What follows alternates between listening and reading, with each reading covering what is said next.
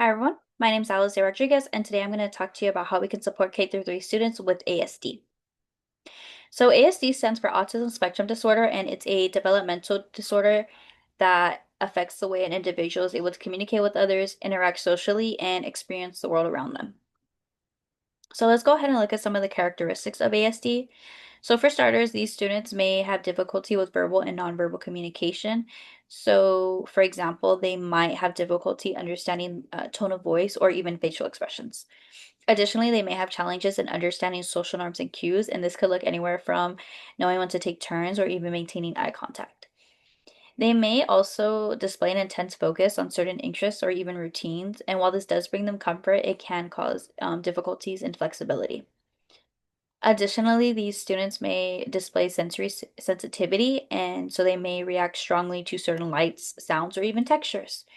And lastly, they may display repetitive behavior such as rocking or hand flapping. Now let's go ahead and look at the prevalence and causes. So according to the CDC, 1 in every 31 8-year-old children are estimated to have ASD, and it's 3 times more common in boys than girls. ASD does occur in all racial, ethnic, and socioeconomic groups. And unfortunately, there is not a known cause for ASD. However, research has pointed that it's most likely from a combination of genetic and environmental factors. There are some risk factors for ASD, which include having a sibling with ASD, older parents, a low birth weight, or even certain genetic conditions. Now let's dive into the potential learning impacts.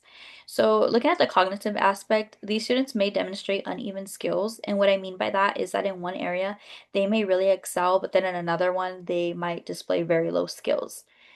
Linguistically, these students may struggle with expressive communication, comprehension, and understanding figurative language. Socially, group work can be very challenging for these students due to their anxiety or even their limited understanding of social cues. And emotionally, changes in routines can lead the student to shutting down or having a meltdown. Now that we know what ASD is, now we can really talk about more about the strategies that educators can use to support them.